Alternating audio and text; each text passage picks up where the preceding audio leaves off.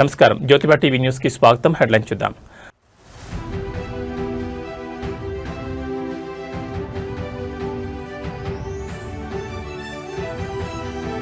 ఖమ్మంలో హైడ్రామా, తెలంగాణ జాగృతి అధ్యక్షురాలు కవిత arrest.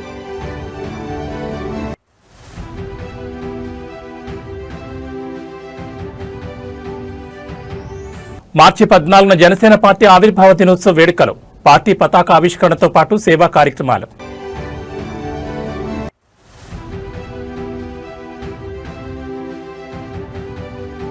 Gandipet Golconda resorts లో బీఆర్ఎస్ కీలక వర్క్ షాప్ ప్రారంభం. అసెంబ్లీ వ్యూహాలపై ఎమ్మెల్యేలు, ఎమ్మెల్సీలకు కేటీఆర్ దిశానిర్దేశం.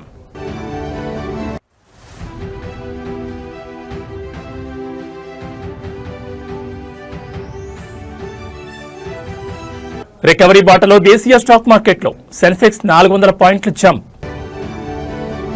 ఇక డీటెయిల్స్ చూస్తే, ఖమ్మం వెలుగుమట్ల భూదాన్ బాధితుల న్యాయం కోసం నిరవధిక నిరాహార దీక్ష చేస్తున్న తెలంగాణ జాగృతి అధ్యక్షురాలు కవిత, విశారదన్ మహారాజులను పోలీసులు తెల్లవారుజామున అరెస్ట్ చేశారు. భూ నిర్వాసితుల మద్దతు పేరుతో సోమవారం రాత్రి నుంచి కవిత, విశారదన్ మహారాజులు అంబేద్కర్ భవన్ వద్ద నిరవధిక నిరాహార దీక్ష చేస్తున్న సంగతి తెలిసిందే. ఈ క్రమంలో పోలీసులు తెల్లవారుజామున అంబేద్కర్ భవన్ వద్దకు చేరుకున్నారు. భారీ సంఖ్యలో పోలీసులు మోహరించారు. అంబులెన్స్లు, ఫైర్ వాహనాలు మోహరించి వారిని నేరుగా హైదరాబాద్కు తరలించారు.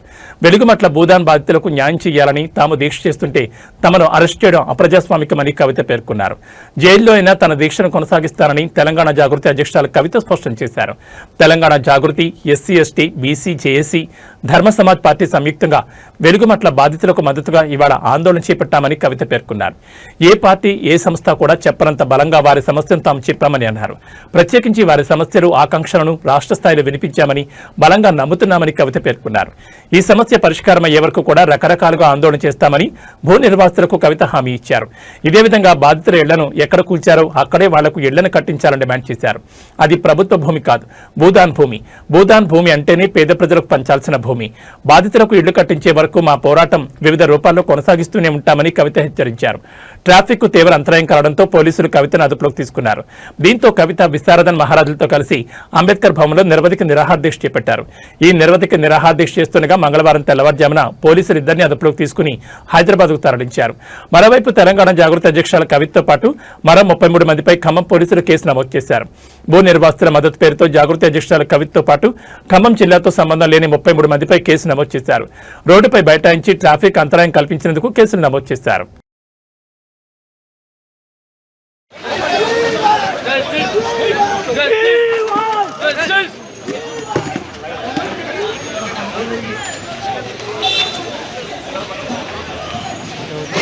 తెలంగాణ రాజకీయ యువనికపై కొత్త మార్పులు చోటు చేసుకుంటున్నాయి. రాష్ట్ర నూతన గవర్నర్ శివప్రతాప్ శుక్లా నేడు భాగ్యనగరంలో అడుగుపెట్టనున్నారు.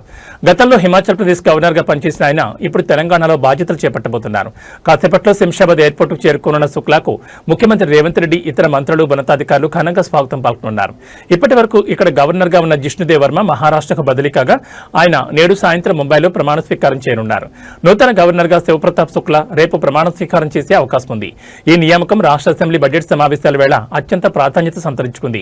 మార్చి 16వ తేదీ నుంచి ప్రారంభం కానున్న అసెంబ్లీ సమావేశాల్లో తొలి రోజున ఉభయ సభలను ఉద్దేశించి ఆయన ప్రసంగిస్తారు. ఉత్తరప్రదేశ్ చెందిన శుక్లాకు రాజకీయాల్లో సుదీర్ఘ అనుభవం ఉంది. గతంలో కేంద్ర ఆర్థిక శాఖ సహాయ మంత్రిగా పనిచేసిన ఆయన సీనియర్ పార్లమెంటేరియన్ గా కూడా పేరు తెచ్చుకున్నారు.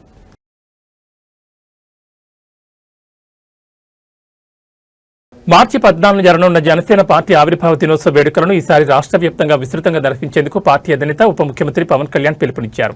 ఉమ్మడి జిల్లా, నగర, మండల కేంద్రాలు, పంచాయతీల స్థాయిలో జనసేన శ్రేణులు వేడుకలను ఘనంగా నిర్వహించనున్నారు.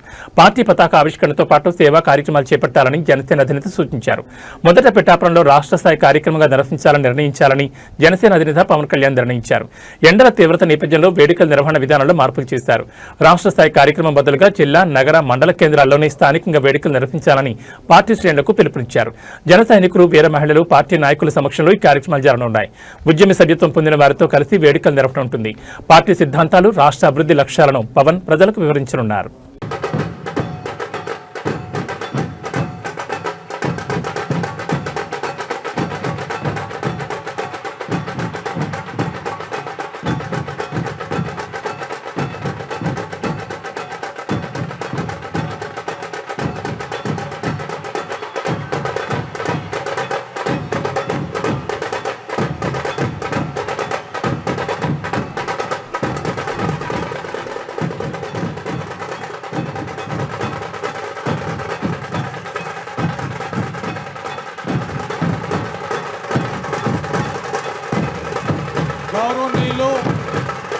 మన పార్టీ అధ్యక్షులు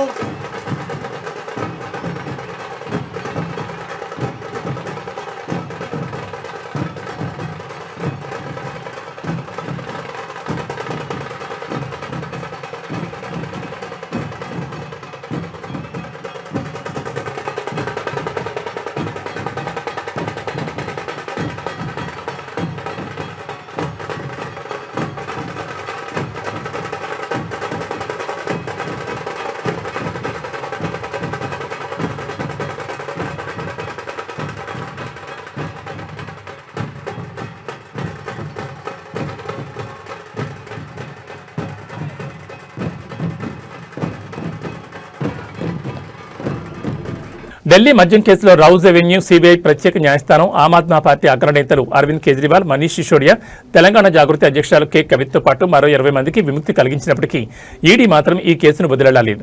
కేసుపై సిబిఐ న్యాయస్థానం ఇచ్చిన తీర్పును సవాల్ చేస్తూ దర్యాప్తు సంస్థ ఈడీ మరోసారి ఢిల్లీ హైకోర్టును ఆశ్రయించింది. దర్యాప్తు సంస్థ అప్పీలును స్వీకరించిన హైకోర్టు సోమవారం విచారణ ప్రారంభించింది.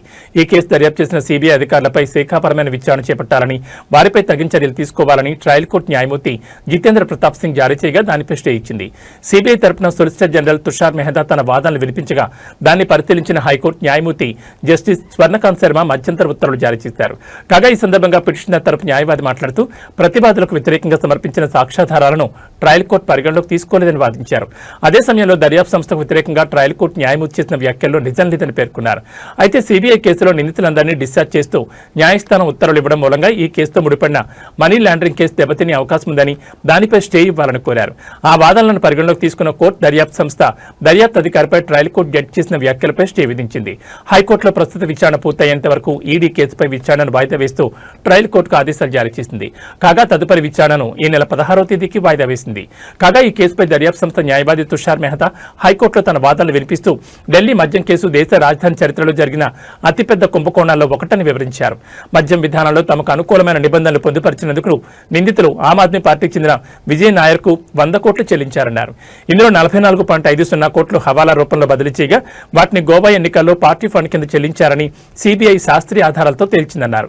అయినా ట్రయల్ కోర్టు న్యాయమూర్తి దీనిపై సరైన విచారణ చేయకుండా నిందితులందరినీ విడుదల చేశారని ఆరోపించారు.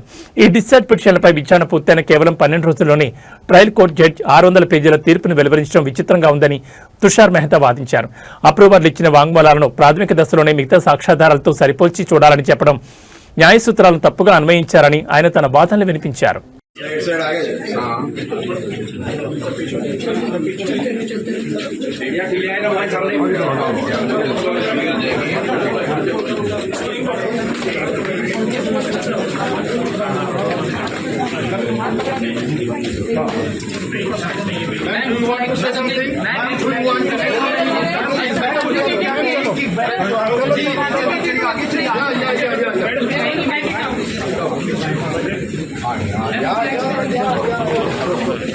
सर पीछे हो जाइए, सर पीछे भाई पीछे हो जाओ भाई पीछे हो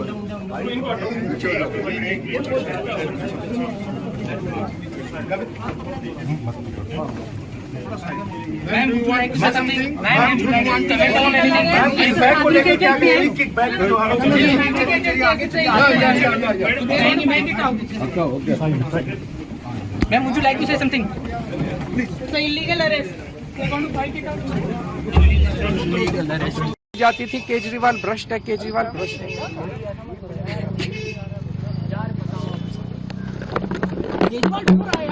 अरे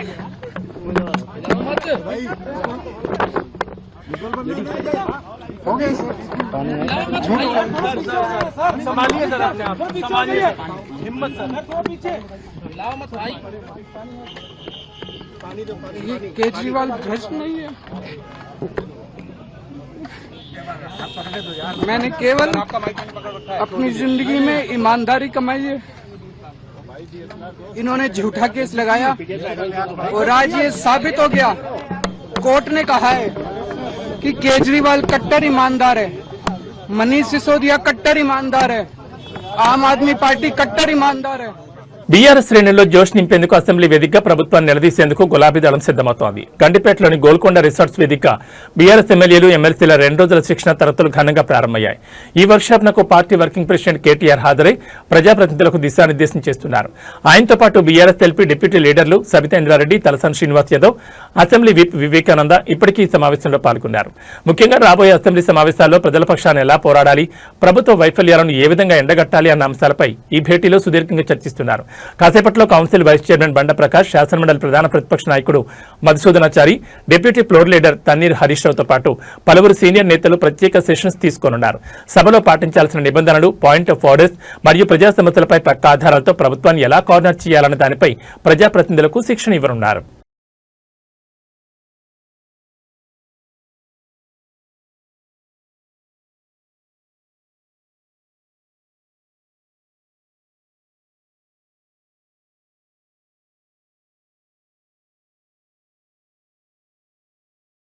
ఏపీలోని కదిరి నియోజకవర్గ రాజకీయాలు ఆసక్తికరంగా మారాయి. కదిరి లక్ష్మీ నరసింహస్వామి రథోత్సవం సందర్భంగా కూటమి మధ్య విభేదాలు బయటపడ్డాయి. కదిరి ఎమ్మెల్యే టీడీపీ నేత కందికుంట ప్రసాద్ ఆదేశాలతో పోలీసులు బీజేపీ నేత విష్ణువర్ధన్ రెడ్డిని అరెస్ట్ చేసినట్లు సమాచారం. ఈ రోజు ఉదయం తన అనుచరులతో నరసింహస్వామి రథోత్సవానికి వెళ్లేందుకు విష్ణువర్ధన్ సిద్దమయ్యారు. అంతకుముందే పోలీసులు ఆయన ఇంటికొచ్చారు. రథోత్సవానికి వెళ్లకూడదని హౌస్ అరెస్ట్ చేస్తున్నామని చెప్పారు. ఆయన రాకుండా ఉండాలని కందికుంట ప్రసాద్ ఆంక్షలు విధించినట్లు నియోజకవర్గంలో చర్చించుకుంటున్నారు. రథోత్సవం వద్ద ఉద్రిక్తలు తలెత్తే అవకాశం ఉందని ముందస్తు చర్యల్లో భాగంగా పోలీసులు విష్ణువర్ధన్ అరెస్ట్ చేశారు. దీనిపై ఎమ్మెల్యే కందికుంట ప్రసాద్ స్పందించారు. కదిరిలో ఎలాంటి వివాదాలు లేవని ఆయన స్పష్టం చేశారు. ఎమ్మెల్యే అయిన తానే రథం ఎక్కలేదని, ఎమ్మెల్యే అనే హోదాను తాను చూపించుకోవడం లేదని, ఎంతో తగ్గిముంటున్నారని ప్రకటించారు. చిన్న మనస్తత్వం ఉన్న వాళ్లే వివాదం సృష్టిస్తున్నారని, వారి సంగతి దేవుడే చూసుకుంటారని వెల్లడించారు.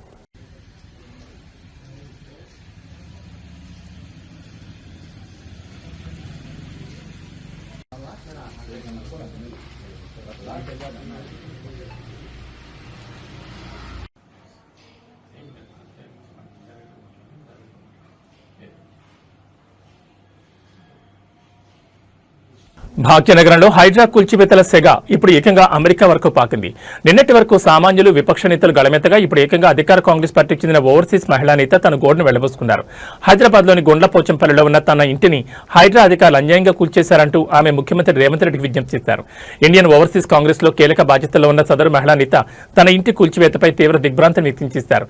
తమ ఇల్లు ఎలాంటి ఎఫ్టీఎల్ పరిధిలో గానీ, బఫర్ జోన్ పరిధిలో గానీ లేదని, ఎవరి స్థలాన్ని కూడా తాము ఆక్రమించలేదని ఆమె స్పష్టం చేశారు. అధికారులు కనీసం వివరణ ఇచ్చే అవకాశం కూడా ఇవ్వకుండా కేవలం సీఎంఓ నుంచి ఆదేశాలు వచ్చాయన్న సాకుతో కూల్చివేతలు చేపట్టారని ఆమె ఆరోపిస్తున్నారు. ఈ ఘటనతో తన వృద్ధులైన తల్లిదండ్రులు తీవ్ర భయాందోళనకు గురయ్యారని, ఆ షాక్తో ప్రస్తుతం వారు ఆసుపత్రి పాలయ్యారని ఆమె ఆవేదన వ్యక్తం చేశారు. సొంత పార్టీ నేతలే ఈ స్థాయిలో గళమెత్తడం ఇప్పుడు రాజకీయ వర్గాల్లో హాట్ టాపిక్ గా మారింది. మరి ఈ వ్యవహారంపై ప్రభుత్వం లేదా హైడ్రా అధికారులు ఎలా స్పందిస్తారో వేచి చూడాలి.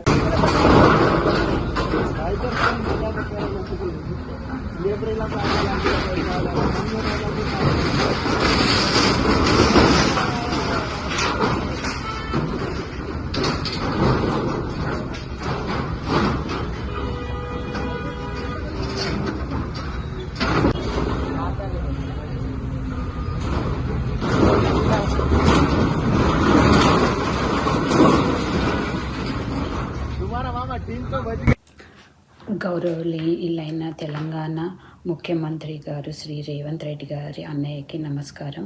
అండ్ మరియు తెలంగాణ ప్రజలకు అందరికీ నేను నమస్కారం చెప్పి నేను రిక్వెస్ట్ చేస్తున్నాను, నాకు హెల్ప్ చేయాలని. నాది బ్యాక్ హోమ్ గ్రామం వచ్చి గుండ్లపోచంపల్లి, మేడ్చల్, మల్కాజ్గిరి. అండ్ నేను యుఎస్లో ఉంటాను. ఫర్ ద పాస్ట్ 24 years నుంచి యుఎస్లో ఉంటున్నాను. మా గుండ్లపోచంపల్లిలో నిన్న ఫ్రమ్ జిహెచ్ఎంసీ మేడ్చల్ ఆఫీస్ నుంచి ఏసీపీ సుకన్య గారు జేసీపీ తీసుకొని మనుషుల్ని, పోలీసుల్ని తీసుకొని వచ్చి సడన్గా మాకు టైం ఇవ్వకుండా కొంతమంది సెలెక్టెడ్గా కొన్ని కుటుంబాలది ఇల్లులు permanent structure with no intimation, no permission వచ్చేసి జేసీపీతో డిస్మాంటిల్ చేసేసారు. దీనివల్ల మా ఇంట్లో మా అమ్మ, మా నాన్న వృద్ధులు, వాళ్ళు 75-80 years old ఉంటారు. అండ్ ఈ సడన్గా చూసేసి మా మదర్ బ్రీత్లెస్ అయిపోయారు అండ్ హాస్పిటలైజ్ అయిపోయారు. అండ్ ఎందుకు ఇలా జేసీపీతో కూలగొడుతూ డెమాలిష్ చేస్తున్నారని అని అడగగా మీరు కోర్టుకు వెళ్ళండి, మాకు సీఎంఓ ఆఫీస్ నుంచి ఆర్డర్స్ ఉన్నాయని చెప్పేసి ఈ విధంగా జేసీపీతో ఎంతమంది రిక్వెస్ట్ చేసినా వినకుండా నాకు ఆర్డర్స్ ఉన్నాయని చెప్పేసి డెమాలిష్ చేసేసారు. మేము ఈ ఇల్లు 2002లో కట్టుకున్నాము, మెయిన్ రోడ్డుకి లేదు, మా పట్టా భూమిలో ఎఫ్టీఎల్లో కాదు, నాలాలో కాదు, 100 ఫీట్స్ అవే రోడ్ నుంచి మేము కట్టుకున్నాము. మేము ఎవరిది ఆక్రమించలేదు. అండ్ సడన్గా వచ్చేసి భయభ్రాంతులకు గురి చేశారు ఆ గ్రామంలో, గుండ్లపోచంపల్లి గ్రామంలో. సో ఏ విధంగా డిస్మాంటిల్ చేశారో మీరు చూడండి.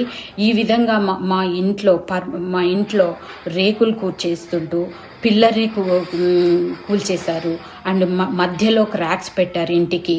అండ్ ఎక్కడ పడితే అక్కడ వాళ్ళ పాపము కెమెరాలు ఉంటే, కాస్ట్లీ ఐటమ్స్ ఉంటే వాటిని మొత్తం డిస్మాంటిల్ చేసేశారు. ఆధ్యాత్మిక నగరం తిరుపతిలోని జాతీయ సంస్కృత విశ్వవిద్యాలయం ఒక్కసారిగా ఆందోళనతో దద్దరిల్లింది. క్యాంపస్లో కనీస సౌకర్యాలు కరువయ్యాయంటూ విద్యార్థులు కదం తొక్కారు. విశ్వవిద్యాలయ వైస్ ఛాన్సలర్ ఛాంబర్ ఎదుట బైఠాయించి భారీ ఎత్తున ధర్నా దిగారు. గత కొంతకాలంగా క్యాంపస్లో ఆహార నాణ్యత అత్యంత అధ్వానంగా ఉందని, పారిశుద్ధ్యం పూర్తిగా లోపించిందని విద్యార్థులు ఆరోపిస్తున్నారు. మెస్లో పెడుతున్న అన్నం తినలేకపోతున్నామని, అధికారులకు ఎన్నిసార్లు మొరపెట్టుకున్నా ఫలితం లేకపోవడంతో నేరుగా వీసీ కార్యాలయాన్ని ముట్టడించారు. తమ సమస్యలు తీరే వరకు కదిలేది లేదు, వీసీ వెంటనే బయటకు వచ్చి సమాధానం చెప్పాలంటూ విద్యార్థులు నినాదాలతో హోరెత్తిస్తున్నారు. అటు పారిశుద్ధ్య లోపంతో అనారోగ్యాల బారిన పడుతున్నామని విద్యార్థులు సైతం ఆవేదన వ్యక్తం చేస్తున్నారు. ప్రస్తుతం యూనివర్సిటీలో ఉద్రిక్త వాతావరణం నెలకొంది. మరి అధికారులు దిగొచ్చి విద్యార్థులకు హామీ ఇస్తారో లేదో చూడాలి.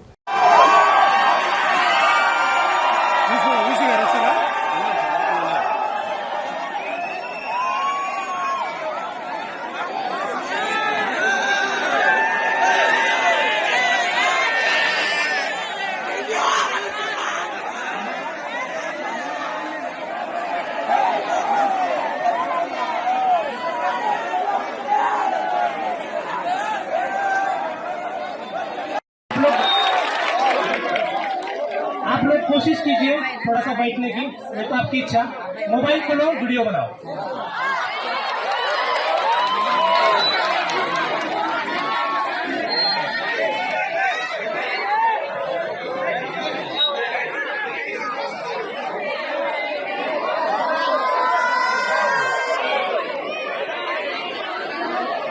తెలంగాణ పోలీస్ నిరుద్యోగ జేఏసీ మిలియన్ మార్చ్ నేపథ్యంలో దిల్సుఖ్ నగర్ లో ఉద్రిక్త వాతావరణం నెలకొంది. 20,000 పోలీసు ఉద్యోగాలతో నోటిఫికేషన్ విడుదల చేయాలని డిమాండ్ చేస్తూ జేఏసీ నేడు నిరసనలకు పిలుపునిచ్చింది. సీఎం రేవంత్ రెడ్డి ఎన్నికలకు ముందు ఇచ్చిన హామీలను నిర్లక్ష్యం చేస్తున్నారని నిరుద్యోగులు ఆగ్రహం వ్యక్తం చేస్తున్నారు. ఉద్యోగ నోటిఫికేషన్తో పాటు వయోపరిమితిని 35 ఏళ్లకు పెంచాలని డిమాండ్ చేస్తున్నారు.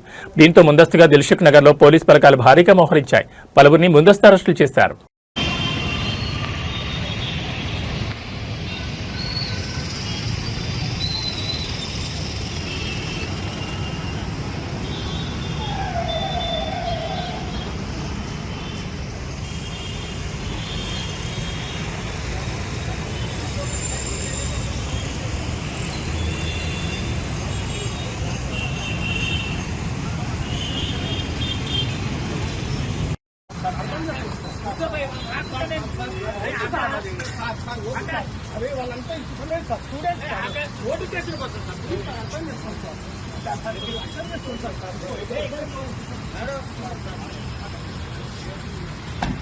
ప్రముఖ నటి లావణ్య త్రిపాఠి కొణిదెల సోషల్ మీడియాలో తనపై జరుగుతున్న వేధింపులపై కఠిన చర్యలకు ఉపక్రమించారు. తనను తన కుటుంబ సభ్యులను లక్ష్యంగా చేసుకుని అసభ్యకర పోస్టులు, కామెంట్లు పెడుతున్న వారిపై చర్యలు తీసుకోవాలని కోరుతూ ఆమె హైదరాబాద్ సైబర్ క్రైమ్ పోలీసులను ఆశ్రయించారు. గత కొంతకాలంగా పర్పుల్ క్రేయాన్ 00 అనే ఇన్స్టాగ్రామ్ ఖాతా ద్వారా తన వ్యక్తిగత జీవితం, నైతిక విలువలను కించపరిచేలా పోస్టులు పెడుతున్నారని లావణ్య తన ఫిర్యాదులో పేర్కొన్నారు. అత్యంత అసభ్య పదజాలంతో కామెంట్లు చేస్తూ తన ప్రతిష్టకు భంగం కలిగించే ప్రయత్నం చేస్తున్నారని ఆమె పోలీసులకు వివరించారు. ఈ వేధింపులపై చట్టపరమైన చర్యలు తీసుకోవాలని, వివాదాస్పద పోస్టులను వెంటనే తొలగించాలని ఆమె కోరారు. లావణ్య ఫిర్యాదును స్వీకరించిన సైబర్ క్రైమ్ పోలీసులు కేసు నమోదు చేశారు.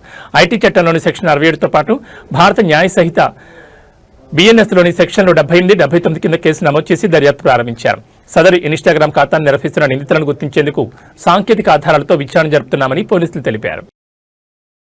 అంతర్జాతీయంగా నెలకొన్న అనిశ్చిత నేపథ్యంలో రష్యా అధ్యక్షుడు వ్లాదిమిర్ పుతిన్ కు అమెరికా అధ్యక్షుడు డొనాల్డ్ ట్రంప్ ఫోన్ చేసి మాట్లాడారు. ఇరాన్ యుద్ధం, చమురు సరఫరాలో అంతరాయం, మధ్యప్రాచ్యంలో ఉద్రిక్తతలు మొదలైన విషయాలపై ఇరువురు నేతల మధ్య చర్చలు జరిగినట్లు రష్యా అధ్యక్ష కార్యాలయం క్రెమ్లిన్ వెల్లడించింది. ఇద్దరి మధ్య దాదాపు గంట పాటు చర్చలు జరిగినట్టు తెలుస్తోంది. ఉక్రెయిన్, రష్యా, అమెరికా త్రిముఖ చర్చల గురించి కూడా ఈ సంభాషణలో ప్రస్తావన వచ్చినట్లు సమాచారం. యుద్ధం కారణంగా తమ మిత్ర దేశమైన ఇరాన్ భారీగా నష్టపోతున్నట్లు పుతిన్ ఆందోళన వ్యక్తం చేశారని క్రెమ్లిన్ వెల్లడించింది. ఇరాన్తో జరుగుతున్న యుద్ధాన్ని త్వరగా ముగించేందుకు చర్యలు తీసుకోవాలని ట్రంప్నకు పుతిన్ సూచించారని తెలిపింది. యుద్ధం ముగింపునకు తీసుకోవాల్సిన దౌత్య చర్యలపై కొన్ని ప్రతిపాదనలను ట్రంప్నకు పుతిన్ సూచించినట్లు రష్యా విదేశాంగ సలహాదారు యూరీ ఉషాకోవ్ తెలిపారు. ఉక్రెయిన్, రష్యా యుద్ధం గురించి కూడా ట్రంప్, పుతిన్ మాట్లాడుకున్నట్లు యూరీ ఉషాకోవ్ తెలిపారు. ఉక్రెయిన్తో యుద్ధం ముగింపై అమెరికా ప్రతినిధులతో జరుగుతున్న ద్వైపాక్షిక చర్చల గురించి కూడా ట్రంప్, పుతిన్ మాట్లాడుకున్నారని పేర్కొన్నారు. కాగా ఇరాన్ నూతన సుప్రీం లీడర్తో పుతిన్ మాట్లాడారని, టెహ్రాన్కు రష్యా సంపూర్ణ మద్దతు ఉంటుందని తెలిపారని ఉషాకోవ్ వెల్లడించారు.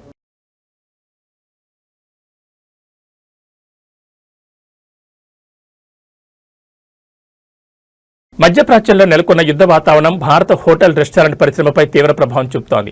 ఇరాన్, ఇజ్రాయెల్, అమెరికా ఉద్రిక్తతల కారణంగా కీలకమైన ఇంధన రవాణా మార్గాల్లో అంతరాయాలు ఏర్పడడంతో దేశంలోని ప్రధాన నగరాల్లో వాణిజ్య వంట గ్యాస్ సిలిండర్లకు తీవ్ర కొరత ఏర్పడింది.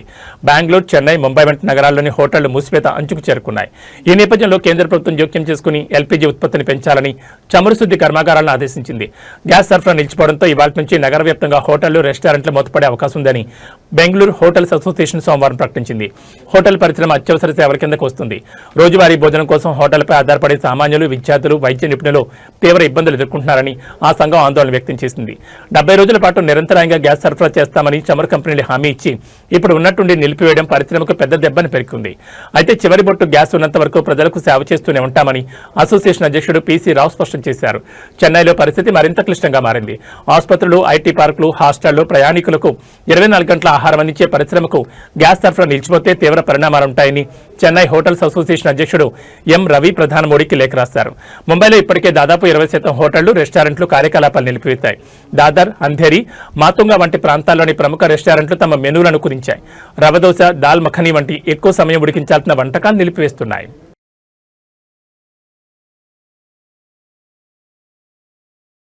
పెళ్లిళ్లు, శుభకార్యాల సమయాల్లో మళ్లీ బంగారం ధరలు షాకిచ్చాయి. పశ్చిమాసియా యుద్ధం కారణంగా గత కొద్ది రోజులుగా ధరలు తగ్గుముఖం పట్టాయి. దీంతో సామాన్యులు కూడా చాలా సంతోషించారు. కానీ ఆనందం ఎంతోసేపు లేదు. అంతర్జాతీయ పరిణామాలు తేరుకుంటున్న తరుణంలో ధరలు మరోసారి జలెక్కించాయి. తాజాగా తులం గోల్డ్ ధరపై 700 పెరగగా కిలో వెండిపై 10,000 పెరిగింది. తులం గోల్డ్పై 700 పెరగడంతో బులియన్ మార్కెట్లో 24 క్యారెట్ల 10 గ్రాముల ధర 1,62,380 దగ్గర ట్రేడ్ అవుతోంది. ఇక 22 క్యారెట్ల 10 గ్రాముల ధరపై 650 రూపాయలు పెరగడంతో 1,48,850 దగ్గర అమ్ముడవుతోంది. ఇక 18 క్యారెట్ల 10 గ్రాముల బంగారం ధరపై 530 పెరగడంతో 1,21,790 దగ్గర ట్రేడ్ అవుతోంది. ఈ రోజు సిల్వర్ ధర భారీ షాక్ ఇచ్చింది. ఈ రోజు కిలో వెండి ధరపై 10,000 పెరగడంతో బులియన్ మార్కెట్లో కిలో వెండి 2,90,000 దగ్గర అమ్ముడవుతోంది. హైదరాబాద్, చెన్నైలో మాత్రం కిలో వెండి ధర 3 లక్షల దగ్గర ట్రేడ్ అవుతోంది. ఢిల్లీ, ముంబై, కోల్కతాలో కిలో వెండి 2,90,000 దగ్గర అమ్ముడవుతోంది. అమెరికా, ఇజ్రాయెల్ వర్సెస్ ఇరాన్ యుద్ధం కారణంగా స్టాక్ మార్కెట్లు గత కొద్ది రోజులుగా నష్టాల్లో కొనసాగుతున్నాయి. ఈ క్రమంలో సోమవారం కూడా భారీ నష్టాల్లో ముగిశాయి. కానీ గత సెషన్లో భారీ పతనంతో ఇన్వెస్టర్లను ఆందోళన గురిచేసిన భారతీయ స్టాక్ మార్కెట్లు నేడు ఉదయం నుంచే రికవరీ బాటపట్టాయి. అంతర్జాతీయ మార్కెట్ల నుంచి అందిన సానుకూల సంకేతాలతో పాటు కనిష్ట స్థాయిల వద్ద ఇన్వెస్టర్లు కొనుగోళ్లకు మొగ్గు చూపడం మార్కెట్లకు భారీ ఊతాన్నిచ్చింది. ప్రస్తుతం సెన్సెక్స్ 77,991 పాయింట్ల వద్ద ట్రేడ్ అవుతూ సుమారు 425 పాయింట్ల లాభంతో బలంగా కొనసాగుతోంది. అటు నిఫ్టీ కూడా తన కీలక స్థాయిలను తిరిగి పుంజుకుని 24,139.25 పాయింట్ల వద్ద ట్రేడ్ అవుతూ ఇన్వెస్టర్లలో ఆశలు చిగురింపు చేస్తోంది. నేటి మార్కెట్ గమనానికి ప్రధానంగా ఐటీ, బ్యాంకింగ్, ఫైనాన్షియల్ సర్వీసెస్ రంగాలు వెన్నుదన్నుగా నిలిచాయి. నిన్నటి భారీ నష్టాల తర్వాత నాణ్యమైన షేర్ల ధరలు ఆకర్షణీయంగా మారడంతో దేశీయ ఇన్వెస్టర్లు పెద్ద ఎత్తున కొనుగోలు చేపట్టారు. దీనికి తోడు అమెరికా, ఇతర ఆసియా మార్కెట్ల సానుకూల ధోరణి కూడా మన మార్కెట్లలో ఉత్సాహం నింపింది. ప్రస్తుత ట్రెండ్ కొనసాగితే మార్కెట్లు మరింత లాభాల్లో ముగిసే అవకాశం ఉందని విశ్లేషకులు భావిస్తున్నారు.